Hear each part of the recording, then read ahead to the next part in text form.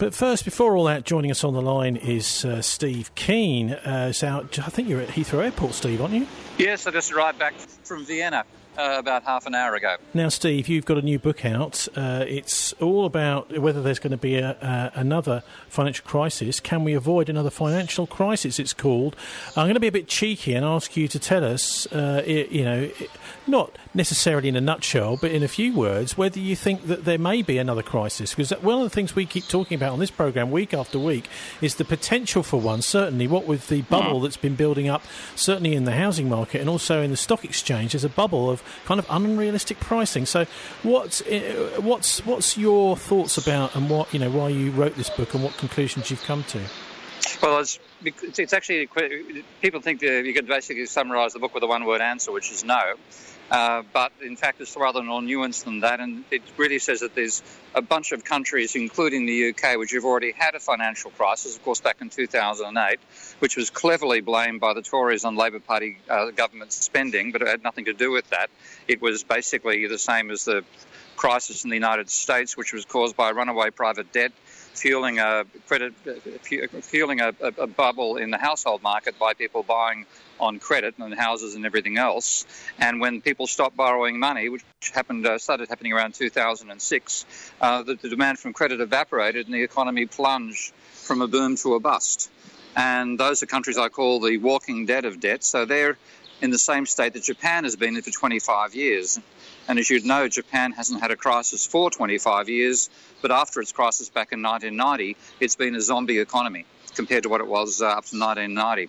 So they're not going to have a crisis, but they're going to suffer the aftermath of one, and potentially indefinitely, given the state of economic policy. Then there's about between 9 and 16 countries that managed to borrow their way through the crisis, including China, but also Australia, Canada, and South Korea and a number of others, and they're going to have a bust because their continued prosperity is based on continuing to borrow more private money than they could manage to finance. So you wrote a book, actually, I know, about debt deflation. You've written something anyway about it. And these sorts of terms, we need to understand them in order to understand the economy. What is debt deflation and why is it so important? Okay. Well, if you take Ben Bernanke's advice, there's nothing to worry about. And, of course, Ben Bernanke didn't see the financial crisis coming. Therefore, if he said it's not something you should worry about, obviously you should. What debt deflation is you have a boom caused by expanding private debt.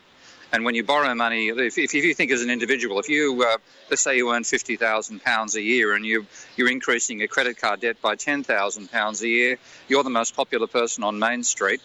But then you get to the stage where you max out your card at £20,000 in debt, and you realise you've got to stop spending, and rather than putting £10,000 more each year on the credit card, you start spending $5,000 less than you earn, so you're spending $45,000, and you suddenly go from being the most popular to somebody who brought the economy down because all people's expansion plans based on your continued spending evaporated. That does scale to the national level. And in the example I've given you, you've gone from spending £60,000 a year to $45,000, so there's been a 30% fall roughly in 25%, 30%, 5% fall in demand from your pocket. And mainstream economists tell you, well, that doesn't actually happen at the macro level because, you're borrowing from somebody else. They can spend less, you can spend more. When you pay them back, they can spend more, you can pay less. It's like a seesaw. That is completely ignorant of the nature of banking. And in fact, we don't borrow from each other. We borrow from banks, and banks create money, quote unquote, out of nothing. And the bank I'm quoting is, in fact, the Bundesbank. Now, that does sort of tie in with the introduction at the top of the hour, which is looking at the small fines that these banks are paying in exchange for things like being found doing massive amounts of money laundering, as HSBC, for example, was in the United States. I mean, is it fair to say that those banks can pay those fines just literally by pressing a button? Yes, and this is the horrific thing about it, because when you think about what's involved in being a bank, it's being allowed by a social license. You have to apply to get a banking license, go through all sorts of hoops to do it. But once you get that social license, if you start with an equity of, say, £10 million, and you're willing to have a 30-to-1 gearing ratio between your equity and your loans, you can create £300 million worth of money. And that power is not something which reflects your brilliance, the fact that nobody else could do it. It's simply you've got a banking license and other people haven't, and it's a social right which should be exercised responsibly. And if there's any need to prove that it hasn't been done responsibly, just look at the history of the last 30 years. It almost seems, I mean, it may be stretching a point, but I can remember, watching these westerns and things with people managing to get plates of banknotes and counterfeiting. It almost sounds a bit like that. How close is it to that? Well, fundamentally, it's the capacity to print your own notes. That's what it amounts to. And what actually goes on, rather than paper notes these days, of course, they make entries in a digital database. But what is going on is fundamentally the same thing, and in fact cheaper than printing notes. If you are allowed to have a banking license, then if somebody, if Tony Gosling walks in and says, I've got this great idea for a new radio station up the road to compete with my current employers, and the bank says, sounds like a great idea, here's £10 million, and by the way, you owe us £10 million. So they've created the money that would let you buy the infrastructure for the station, and at the same time obligated you to pay them income stream of, say, 5% interest on that, so £500,000 a year interest to them.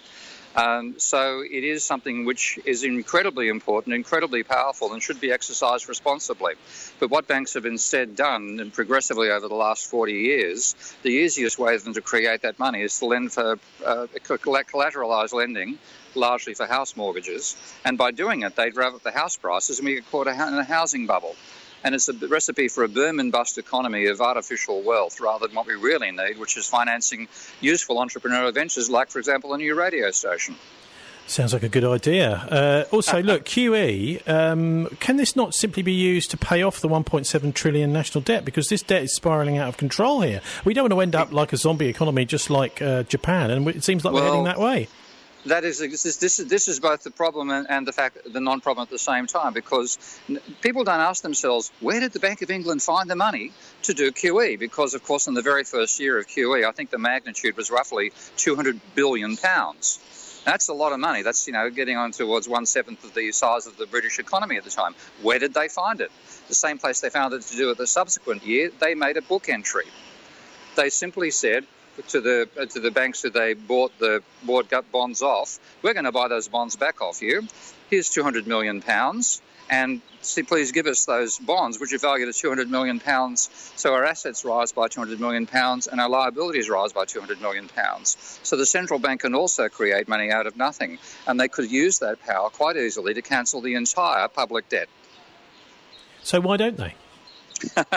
Because they're beholden to a whole range of economic theories, which were fallacious. That's what my first book was called, Debunking Economics, for a good reason. But also partly because they fear what would happen if politicians realised they actually had that power. And if you look at some of the writings by Samuelson and other people who are responsible for foisting this mythical idea that banks are intermediaries who arrange loans between savers and borrowers, a lot of his logic was to say, yes, OK, we know that's not true, but if the politicians knew it wasn't true, they'd be hell to pay because there'd be pork barrelling everywhere. Now, that is, in its own sense, that's true, but the remedy there is to give that responsibility to people who actually know that power is there and are not politicians. But instead, we have this ridiculous thrust on austerity and saving, which actually destroys GDP. So why are our politicians so ignorant? I mean, do they only get jobs as politicians if they are ignorant about these? No, I blame the economists, and I'm a professor of economics, but I describe myself as an anti-economist every time I come back through customs and ask what I do for a living. And what's gone on is economists have developed a whole range of theories which are neat, plausible, and wrong. And they themselves fall for their own little models. And what it's like fundamentally is if you had a model of the universe that said, look, it's obvious that the Earth is the centre of the universe because look up in the sky, you can see the sun rotates around us every day, and so does the moon. So therefore, the Earth must be the centre of the universe. Now, if that's the case, and politicians are being elected with the experts telling them that the Earth is the centre of the universe, we wouldn't have got off the planet in any sense whatsoever. So in that sense, economists are peddling a theory which is as realistic about describing the economy as Ptolemaic astronomy was about describing the heavens. And unfortunately, with that, you really can't blame the politicians and the public for being ignorant. What about the people's QE? This is an idea that's been floated the last few years. And the idea really here being that when the Bank of England creates this money, that it goes into the real economy rather than into things like stocks and shares, into the stock exchange and into asset prices. Yeah, that's again, there's absolutely nothing technically stopping the bank from doing that. What actually did stop them, I think, if I had to get a practical reason, is that they don't normally deal with the public, whereas they do normally deal with the finance sector. So it was very easy and automatic for them to create money and then buy bonds back off the private banks and off pension funds and so on, which they deal with on a daily basis in what they call open market operations or repurchase agreements and so on. They don't ordinarily do that with the public, but exactly the same mechanism could be used to give the money directly to the public. I did a few fairly sophisticated back-of-the-envelope calculations to say that if you look at the £200 billion that was used for the first year of QE, then if that money completely inflated stock prices by the same amount, and if then households, wealthy houses obviously, who sold the shares that banks would then go and buy to replace their reserves which don't have any returns with shares that do give them a return, they would have made £200 billion worth of profit on their shares. And if they spent 10% of that buying goods and services and 90% buying other assets, which is what wealthy people do with their money, that would have driven up house prices dramatically, which is just what England needs, of course, and trickled 1/10 of the money that was actually generated, 20 billion rather than 200 billion, into the private economy. That if it turned over there a couple of times a year in terms of people spending money for consumption, you might have seen £40 billion worth of extra GDP. If, on the other hand, they went straight for QE, they could have had the same impact by directly putting just £20 billion in rather than £200 billion. Also, if Jeremy Corbyn gets in, I mean, you're painting a picture here of a Bank of England that's rather sort of like an ivory tower, cosseted within the City of London, not really much in touch with the rest of the country. But if he gets in, I mean, is it simply the Bank of England, if they don't like his policies, they'll just jack up interest rates? Because they can do that now, can't they? Yeah, well, they've got not complete independence, but effective independence. But the Bank of England, if they actually wanted to go and do people's QE, it'd need to be a decision jointly with the Treasury, and that is why it's not just a monetary operation; it's also a fiscal policy one. Whereas they go straight and buy money and buy bonds off the banks. That's what they're doing on a daily basis. And that's why it's easier for them to do that than otherwise. But I'm going to give the Bank of England a lot of credit here. It's one of the very first banks to come out and say, look, the mainstream economic model of lending is simply wrong. They wrote a wonderful paper called Money Creation in the Modern Economy back in 2014.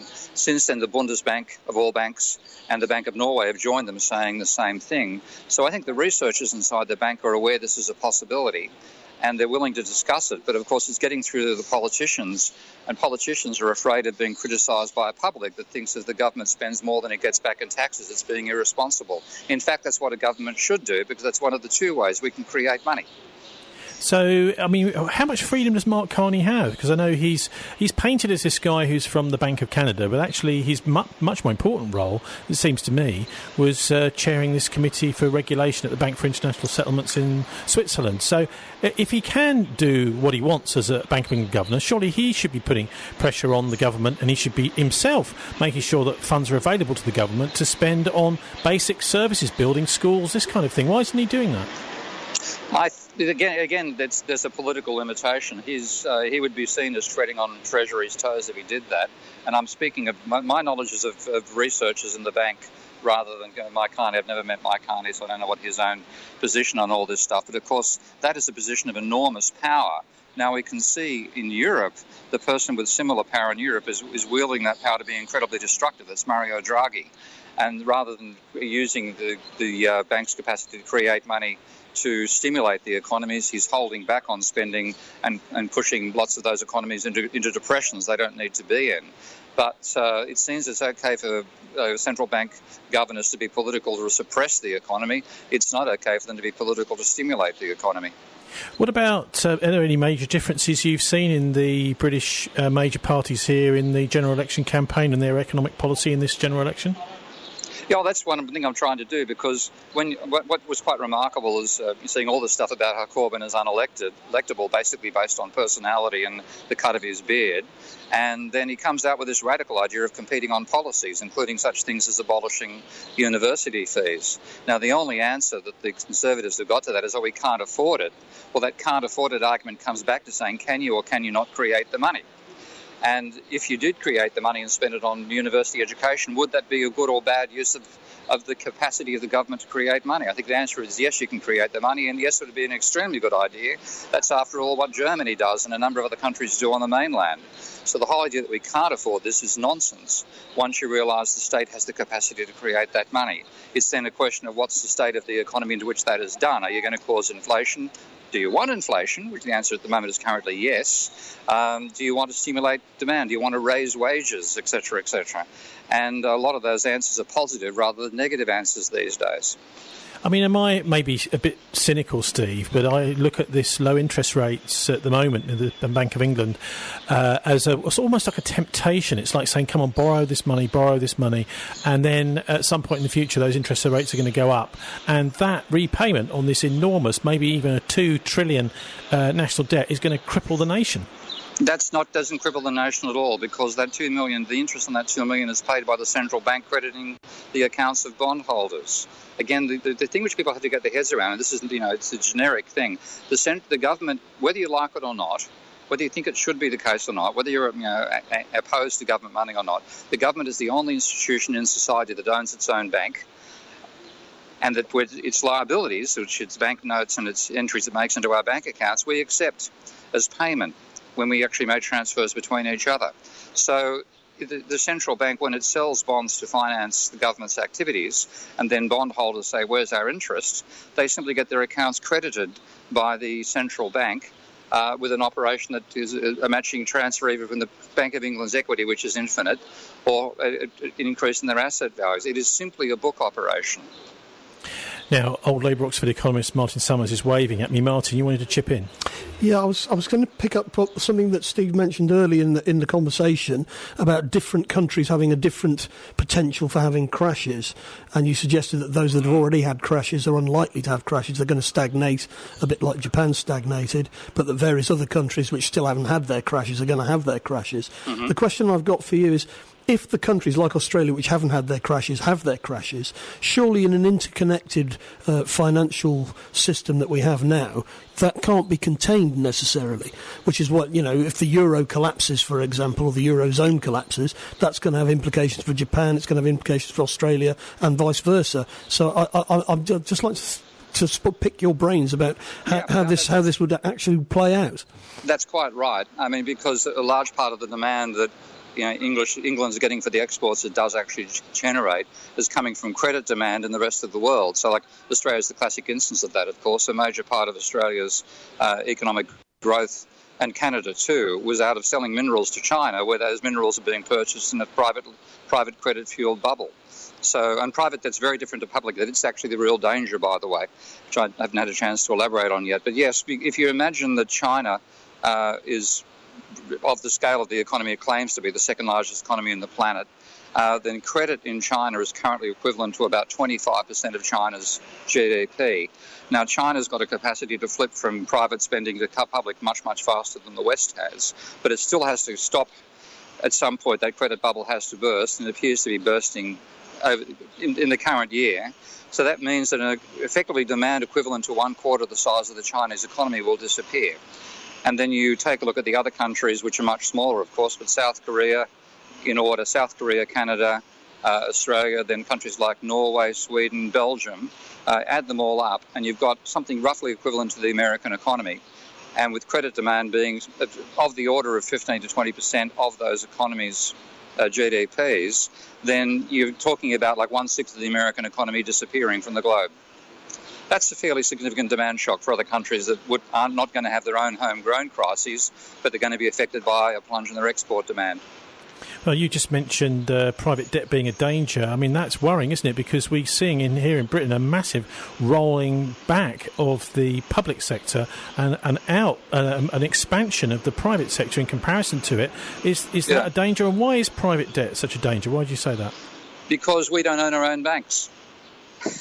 That's the simplest answer. The reason government debt's not a problem is because the government money is accepted in payment of the government's liabilities inside the realm where its currency is valid. Whereas and so what actually happens when the government issues bonds, the government thinks it's going to run, say, like a £10 billion deficit, then it issues bonds worth £10 billion, and as soon as the bonds are issued and prorogued, the Bank of England says, OK, you can go and spend. Now, if you and I ran up a debt of £10,000 and decided to issue bonds to cover our spending, we couldn't go out spending as soon as we printed the bonds. We'd have to actually get money back, sell things. So we don't have the same fluidity on our liabilities the government has. And when you get caught up in an asset bubble, as England did, what UK did with its housing bubble, Australia the same, Canada, America before it, when you get to the point where people can't borrow that money anymore, then the credit-based demand disappears and it can actually go negative. In America's case, for example, when the crisis hit, credit demand was equivalent to 15% of GDP. When the crisis hit its depth, credit demand was minus 5% of GDP. So you had a 20% turnaround in aggregate demand in the American economy, and that's why it was a crisis.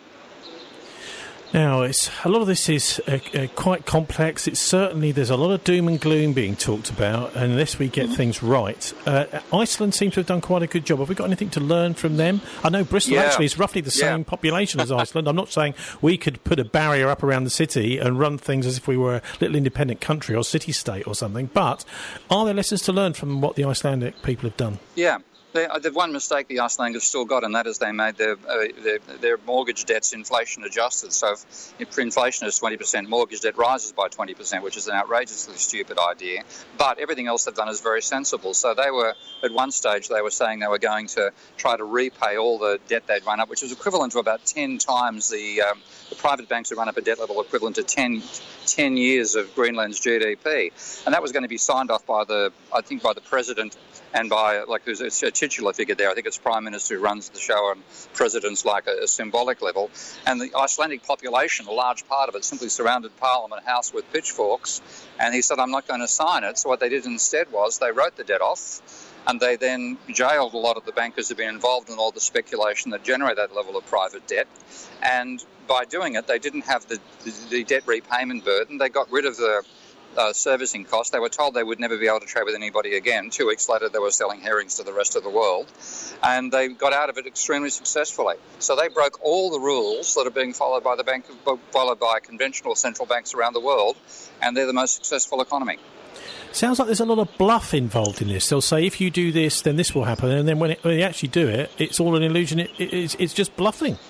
Yeah, absolutely, because they're simply wrong about the nature of money in all sorts of ways. So they don't realise that the government should be running a deficit, because that's one of the two ways you can create money domestically. And they believe that private debt doesn't matter when it's crucial. So if you actually play their bluff, if their model of the world was correct, we wouldn't have had a financial crisis. Now, we did have one.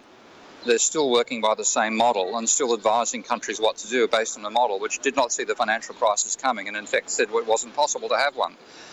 No wonder they're wrong, but they're bluffing, because they don't know their own cards.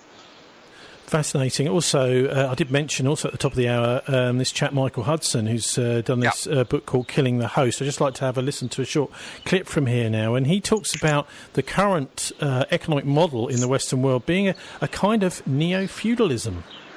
We won't say debt is prisons, but we don't have to. As long as the creditors say we can collect all the income you make for the rest of your life, we have debt peonage. You can work wherever you want, but whatever you make over your bare subsistence, you have to pay to the banks as interest. And that's what we're going for. It's a kind of neo-feudalism we're seeing. It's the old-fashioned debt peonage. Unlike serfdom, they're not tied to the land. They can move wherever they want, but wherever they move, they're going to have to take out a mortgage that absorbs over 40% of their income. They're going to have to take out bank loans and student loans to get a job. And once they start off life in debt like this, that you cannot wait out with bankruptcy like you used to, once you let the laws be written by the banks and credit card companies, you're back into a neo-feudal economy.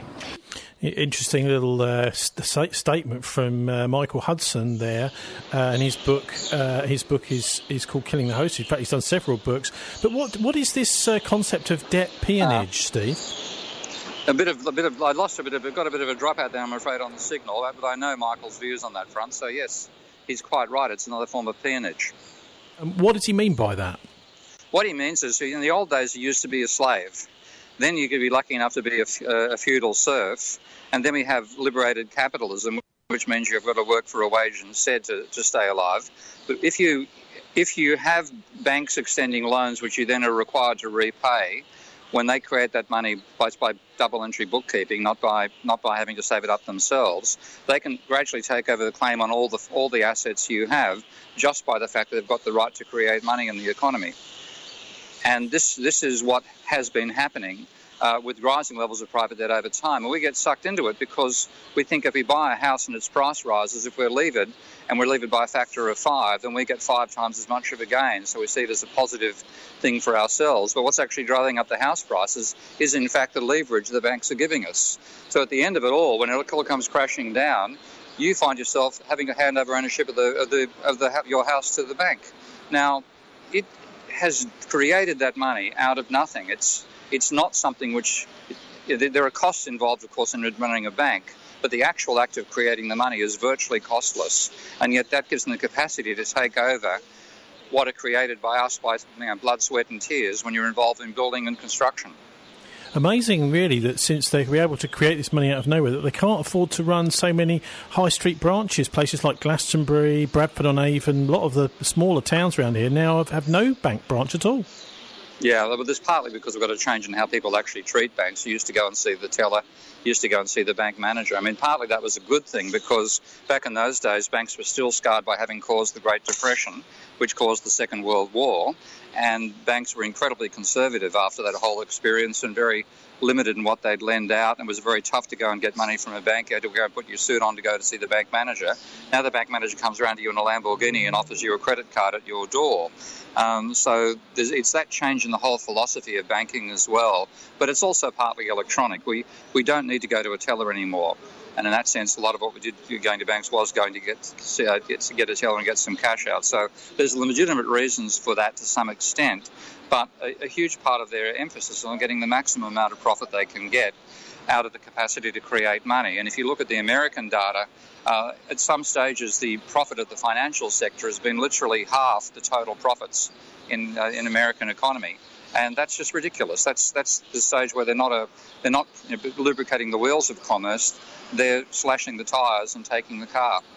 Well, yes, just last week we had this hack attack on various National Health Service hospitals. The Russian Interior Ministry was closed down, various other plants. How secure is the online banking? Can we get on with that in the confidence that it's always going to be secure, it's always going to work, and it can't be hacked? To some extent. I mean, there's lots and lots of... The bank security is pretty effective these days in general. I'm not going to worry too much about that. But, of course, if some of the cost-cutting, if it actually affects their security, we'd be in dire trouble. The one thing I don't want to see is the cashless economy coming along, because a large part of that is conventional economists thinking they can stimulate demand by putting negative interest rates on bank accounts, and they can only do that if we can't take cash out. That's a large part of the argument behind getting rid of cash. So I'm against that because I don't want to hand over managing the money system to a bunch of people who don't understand money in the first place. Because that's happening, isn't it? In places like Finland and India, it's happening. The cashless society is coming. Yeah, and that's been disastrous in India. Because, again, to do it in that country when you haven't even got the infrastructure in the first place, there aren't auto banks on every corner in villages in Madras. So this has been a disastrous policy.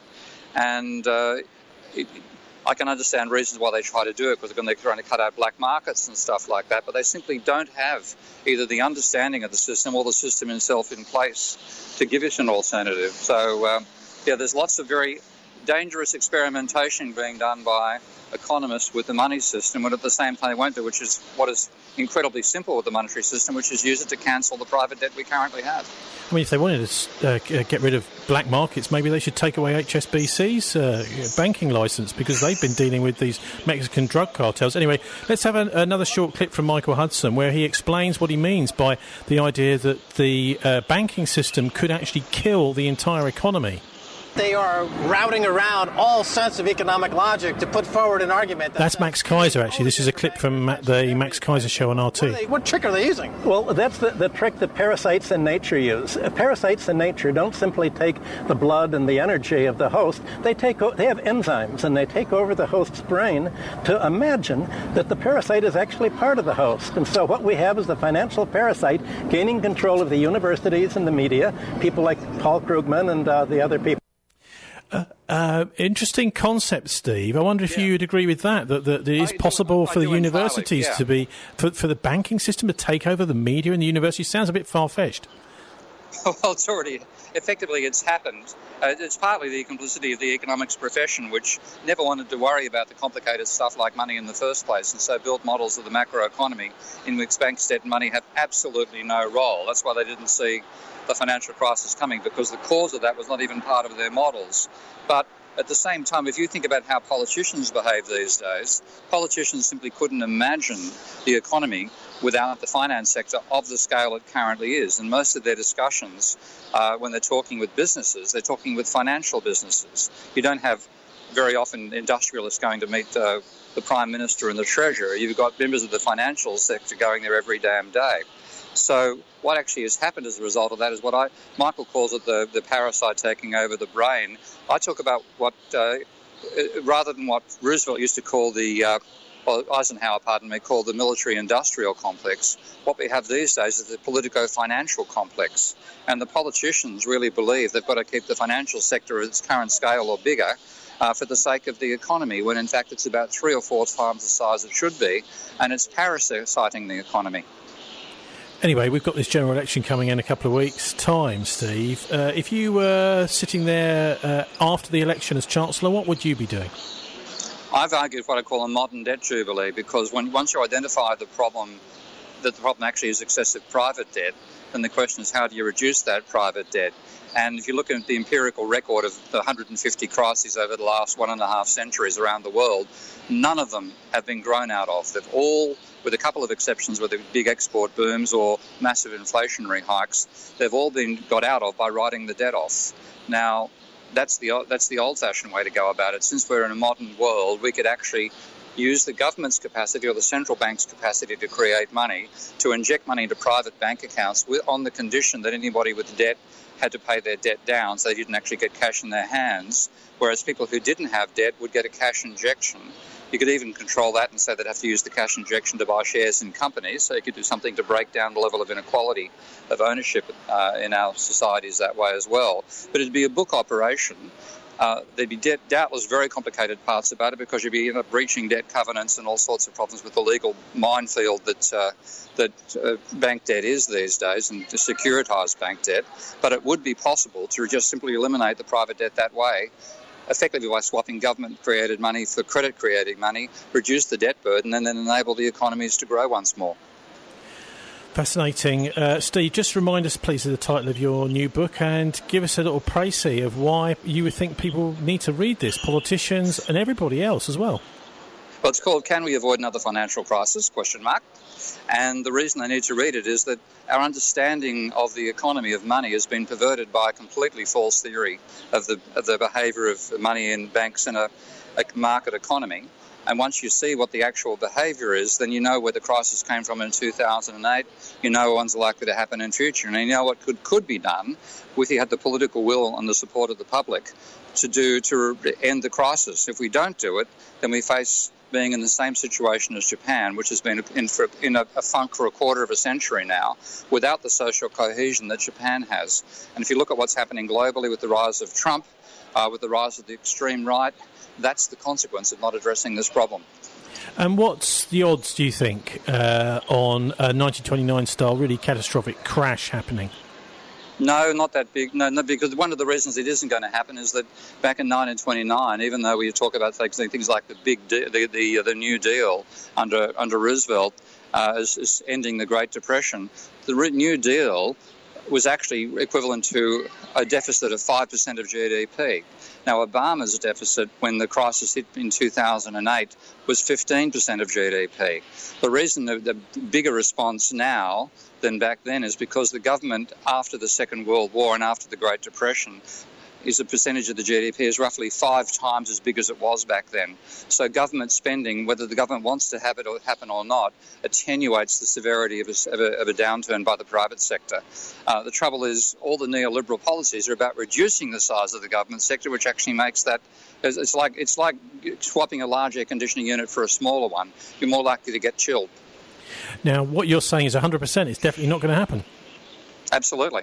Martin Summers. I mean, I have to ask Martin. Martin here, who's on our show every week, Steve, says it is, and we've really got to watch out for it. And in fact, he says that almost every week. Martin. Well, I'm very interested to hear Steve's argument for why it isn't going to happen, because, as he says, governments are big enough to absorb the potential shock that a private sector collapse would cause. But as you pointed out, the government is actually being deliberately shrunk to make it very difficult for it to do that. Although, as you say, they're willy-nilly forced to do it by fiscal stabilisers that aren't actually under direct political control. I think. I'm not in academia, and I suppose I feel that in actual fact the danger of a real crash is there because of just things that are not even economic. If there is a minor nuclear war in North Korea, for example, which is not really in the economics textbook, I suggest that would have some impact on your thinking. Oh, of course. But the other thing which I'm mainly looking at is that because we've ignored fundamentally the damage we're doing to the biosphere, at some point it's about to give us a massive wake-up call. You may have noticed in today's Guardian that the seed bank that's there to preserve the genetic material for our crops was put in permafrost in the belief that would be one of the ways of preventing it ever being damaged. And the permafrost surrounding it melted, and there's now ice inside that store. Fortunately, it didn't hit the seeds, but that's the level of damage we're doing to the planet. Now, once we realise that scale of damage, two things. First of all, that's a huge shock, a huge crisis. But when that happens, when we actually have an existential threat, that's when we actually liberate government spending. So if you look back to the 1930s, the reason America got out of the Great Depression was the Second World War. And even on that front, the UK, which didn't have anywhere near as bad a Great Depression as America, a major part of its stimulus was during the Second World War, where government spending in the first year of the war, for example, caused a budget deficit of 40% of GDP. Now, nobody said we can't afford to build that bomb because they knew the alternative would they be speaking German 3 years later. And with an existential threat, that's when the government spends up big. And I think in that sense, the existential threat of global warming, when we finally realise it's actually happening and needs to be reversed and it's a huge investment to have any chance to do it, that's what was likely to get us out of this debt trap, but nothing else. But you see, you've intimated, Steve, that you don't think the politicians are really up to the job to even really defend their position as governments. No, they're not. So they get pushed by events. They don't only have a chance of doing something sensible if they're being advised by people who knew how the economy operates. Because they're being advised by mainstream economists, they haven't got a clue. So they're doing exactly the wrong thing by thinking they need to balance the books and stuff like that. And it'll only be when they're put into panic mode they do the right thing. And that's frankly what happened with the Obama cabinet. I talked to Bush's cabinet. I spoke to Bush's chief economic advisor some years ago, just after the crisis. This is a guy called Ed Lazaire. And he said that the state of mind inside the Bush cabinet when they realised they really were in a crisis, one of quote-unquote sheer panic. And then in that state of sheer panic, they weren't about to let capitalism collapse on their watch, which is why they threw the kitchen sink of government money into the economy when they'd been advising the government the last 20 years beforehand to cut its spending. So in the state of panic, they'll do the right thing, but only in panic and only after realising they have a crisis that is otherwise insurmountable. OK, Steve Keen, author of Can We Avoid Another Financial Crisis? You've got to read it before the election, folks, if you know which way to vote. You want to know which way to vote. And thanks very much for joining us again on the Politics Show, Steve. It was good fun. Thanks a lot. Getting bigger by being better. The number one choice for Bristol. This is BCfm 93.2. Yes, Steve certainly put you in your place there rather, Martin, didn't he? Well, he's presuming that if there is a crash, the governments will throw the existing textbook out of the window and will do the kind of things that he's suggesting. And, of course, he did mention the Second World War there as a very important part of getting out of the last crisis. So, Third World War, then, to get out of the crisis. Is everybody ready for that? Well, we'll see.